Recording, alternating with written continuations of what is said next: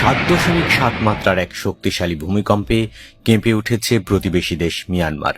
এই ভূমিকম্পন এতটাই শক্তিশালী ছিল যে বাংলাদেশের ঢাকা ও চট্টগ্রাম সহ বিভিন্ন এলাকায় এটি অনুভূত হয়েছে।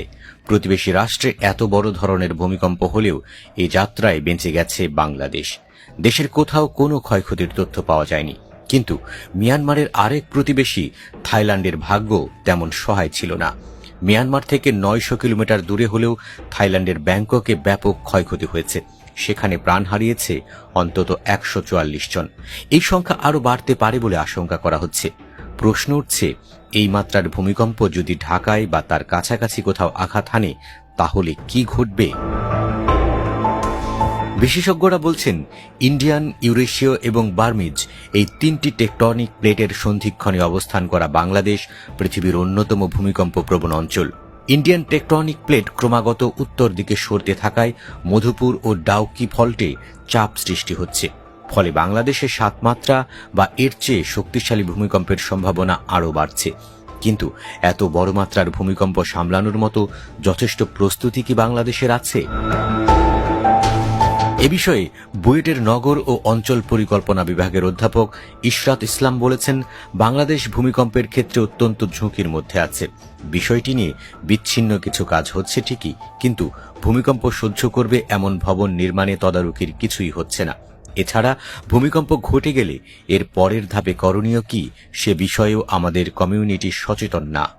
আমাদের ওপেন স্পেসের এত সংকট যে ভূমিকম্প হলে আশ্রয় এবং উদ্ধারের বিষয়টিতেই বাংলাদেশকে সবচেয়ে বেশি ভোগাবে বলেও উদ্বেগ জানান তিনি।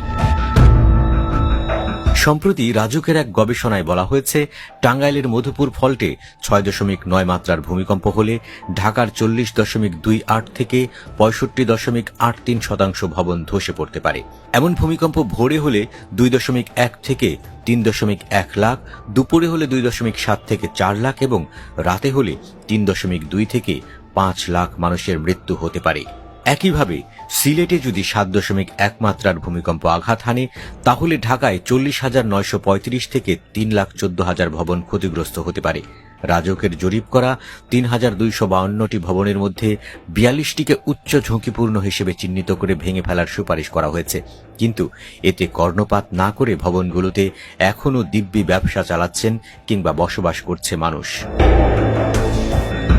মিয়ানমারের ভূমিকম্পের পর বাংলাদেশের মানুষকে সতর্ক করেছেন আবহাওয়া অধিদপ্তরের ভূমিকম্প পর্যবেক্ষক ও গবেষণা কেন্দ্রের ভারপ্রাপ্ত কর্মকর্তা আবহাওয়াবিদ মোহাম্মদ রুবায়েত কবির। তিনি বলেন, মিয়ানমারের ভূমিকম্পটি সম্পর্কে আগেই সতর্ক করেছিলেন বিশেষজ্ঞরা। ভয়ের ব্যাপার হলো আশেপাশের টেকটনিক প্লেট, বিশেষ করে ইউরেশীয় প্লেট আরও ভূমিকম্প তৈরি করতে পারে। ফলে ভবিষ্যতে বাংলাদেশেও বড় ধরনের ভূমিকম্প হতে পারে বলেও সতর্ক করেন তিনি। বিশেষজ্ঞরা বলছেন, ঢাকার মধ্যে সবচেয়ে বেশি ঝুঁকিতে আছে পুরান ঢাকার মতো এলাকা। বাংলাদেশের কোথাও অতিমাত্রার ভূমিকম্প হলে সেখানে ভয়াবহ পরিস্থিতির সৃষ্টি হতে পারে বলেও সতর্ক করেছেন তারা।